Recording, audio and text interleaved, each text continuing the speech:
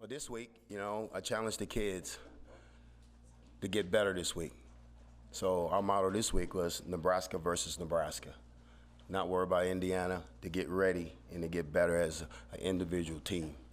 And to get the fundamentals cleaned up and get better in all three phases of the game. Coach, this is the first time, in a long time that this group has gotten blown out. I mean, they've played a lot of close games. So how did they kind of respond to that? It's something they haven't experienced in a few years. Well, like I said on Saturday, that's on me. I should have slowed the ball down and huddled and took some possessions away from Oklahoma, and I didn't do that, and that's on me.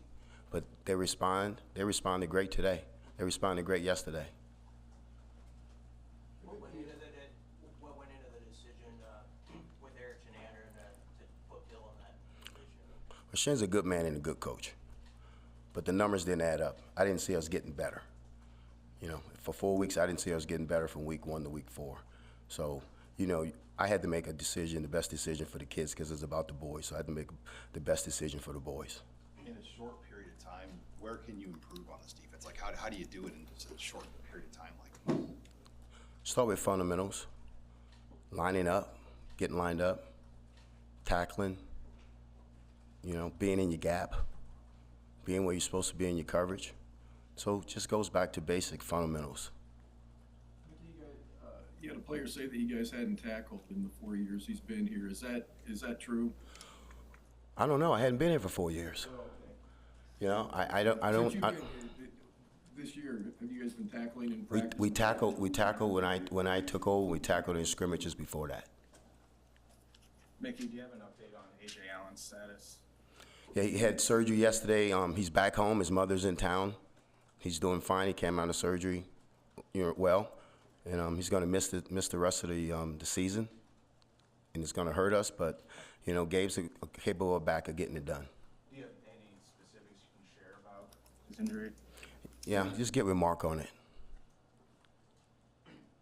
Mickey, what's kind of the plan with special teams moving forward with Bill focusing more defensively?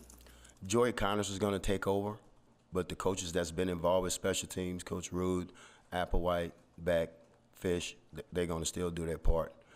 Bush will still look around and make sure things are okay, but Joey Connors is capable of doing the job. Do you envision some new defensive faces stepping up and getting opportunities that maybe we haven't seen on the field? Or how do you reshuffle things and maybe find some new life in that defense? I don't know, but I'll be to tell you next week, because right now we're competing. It's Nebraska versus Nebraska, so everything's competition right now. Hey, Mickey, you work with Bill quite a bit. What does he add to this defense? What do you think he can bring with his personality and experience? Well, he's going to detail it. I met Bill in 2018 when he came to us at LSU.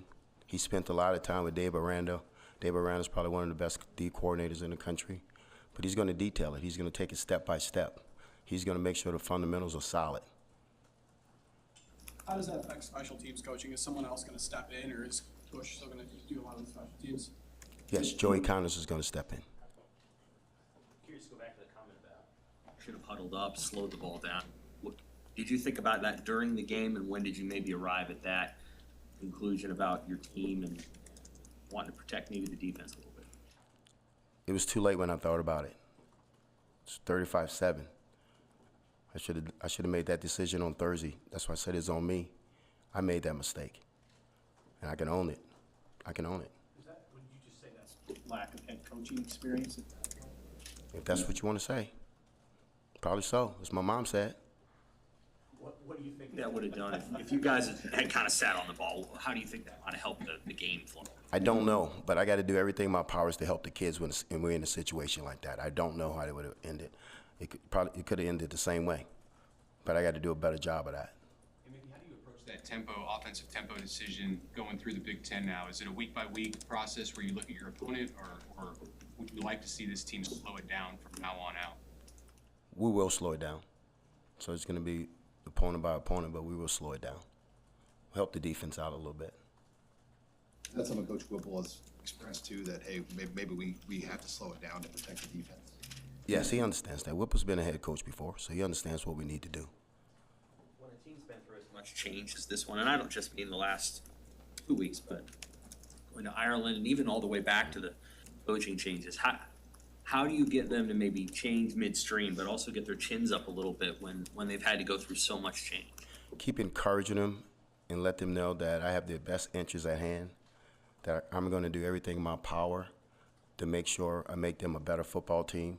I'm going to hold everybody accountable, from coaches all the way to players, and keep encouraging them that we can get better if we come out and give the effort. But you're right, we got to keep their chins up because they have been through some change. Mickey, I know LSU, you guys won a national title. Everything went well in 2019. It wasn't always perfect. How much do you draw upon your experience at LSU in this position? A lot. I go back to how we practice at LSU. You know, less reps, speed it up a little bit more, you know, cut down on it, simplify some things, and not coach the athleticism out of them, and get them playing fast on both sides of the ball, well, all three sides of the ball, special teams also. What about the outside noise? How do you deal with that with your players? We talk to them about blocking out the noise. It's fans. That's what fans do. Okay, fans they're not going to control the way I think or what the decisions I'm going to make, but it's fans. They have their right to do that. It's America. They can do that. They can express themselves. But you got to block it out. If you don't want to hear it, don't read it. Do you foresee more changes being made on the coaching staff, or is it going to be week by week thing?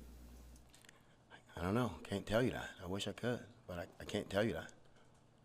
What is the schedule this week with the bye? I mean, how often do you go practice and all that? We'll go tomorrow. We'll lift Thursday. They'll be off Friday, Saturday. Be back in on Sunday. What's the recruiting plan? I mean, obviously turmoil, but you guys will go out. What's the plan for coaches going out on the road? We're going to recruit like we're going to be here. That's the right thing to do. So we're going to send coaches out on Wednesday. They're going to be out Wednesday night. Then Thursday and Friday they'll recruit. They'll get back in here on Saturday. The ones who don't have a game, I'll be on the road Friday. I'll be in Monroe on Friday. Be in New Orleans on Saturday. I'll be back here Sunday. No, we're gonna do the job the right way. We're going to do things the right way here. We're not going to sabotage the place, saying that we might not be here. The best thing to do, the most professional thing to do, is to do things the right way. I'm sure you heard Miles Farmer's press conference, had very honest comments, I think, from him. How did you receive those comments that he made, and what conversation? What did he say? Come on, we family. Go ahead. Well, so you didn't. No, I told you I don't listen to all that. Okay. Yeah, I think he was just really frank about. Well, he's the one who said that they had been tackling for 4 years, but also this idea of we're not in there, and so like the things that they have to fix are within the house, and yeah. What did you? If you didn't hear it, then it would be hard to respond to it. I mean, no. Those kids are emotional. They 20-year-old kids after a loss. The kids are emotional. You ask them questions, and they're gonna give you an emotional answer. I keep telling them, don't make business decisions with your feelings. And that's what I got to do a better job at when they get in front of the press, because that's the second time one of my players said something with emotion, being emotional. Can't be emotional when we're talking to you guys. You got to tell you the truth, but not be emotional. Hey, Mickey, on the subject of recruiting, you had kids in last weekend, of course, and like you said, will be out this week. What has been the reception, or what have you heard from those players, their families, their coaches, as this period of uncertainty has gotten underway? Just speaking to the recruits last week and talking to them the last 2 weeks on the phone, they're all in, because we're selling the University of Nebraska. No matter who sits in this chair, you committed to the University of Nebraska. So we selling University of Nebraska. Like I said, we're going to go do things the right way. We're not going to try to sabotage anything. If we don't get the job and we have to leave here, they're going to say we left this place better than we found it. So we're going to do things the right way. I expect my coaches to do it. I expect everybody to do their job. You mentioned Bill Bush's experience. Just kind of going back to that, though, how tough is this assignment of going from what he was doing to something completely else? Or how much have you talked about what you might change with him or his philosophies of changing stuff in the middle of things? Well, we're gonna use the same lingo. You know, probably less calls, but we're gonna use the same lingo. Bill is Bush for this. Bill is built for this. He's sharp. He's gonna, like I said, he's gonna be detailed in his qualities. He's a really good football coach, and he'll take care of it. I understand, and Bill understand what I want. Like you said, we spent time together at LSU, and we talked a lot when we was at LSU. He was the safety coach, I was the receiver coach, so we got to compete against each other and share notes and compete against and get after each other on the field. Some people think we don't like each other, but we do. We just get after each other on the field. What kind of defense would you like? A defense that stops the run and stops the pass and shut people out. That's a good defense. Is there anything schematic or No, philosophical? it's what Bill wants to do. He knows what he needs to do. I don't need to get into all of that because, you know, it's a new coordinator, so we try to put less out there right now. No disrespect, though. Coach, before Coach Shenander was let go, he was working as the second defensive back coach. Is Coach Bush going to take over that role, or is someone else going to go back there as well? No, Coach Bush will take the safeties and the nickels.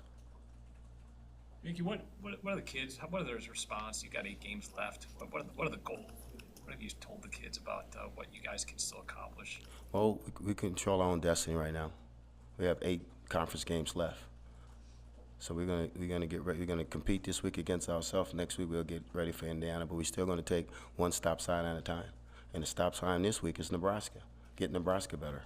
Then next week it'll be Indiana. But they understand what they can do. We told them today the ball's gonna be in your court here pretty soon.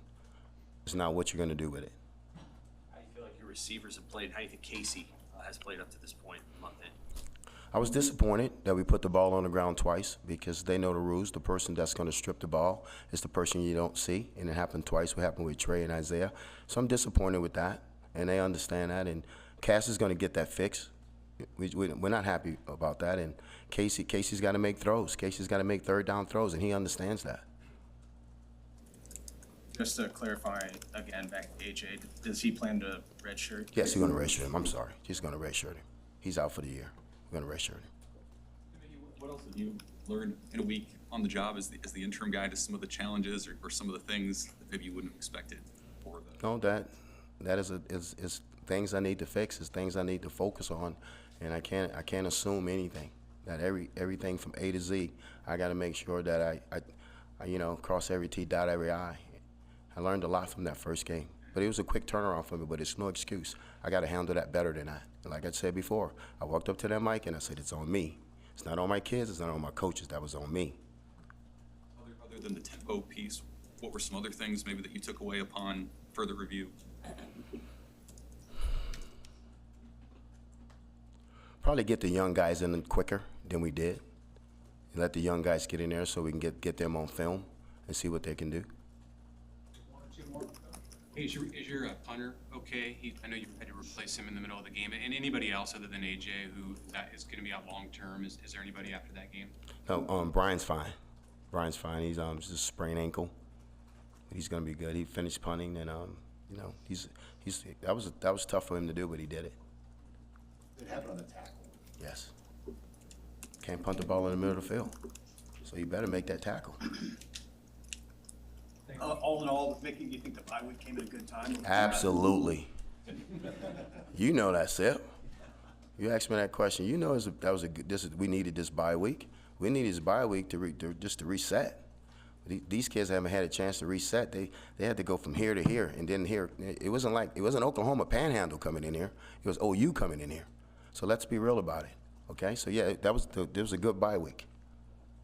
Anything else for Coach? Man, I appreciate you guys. Thank you.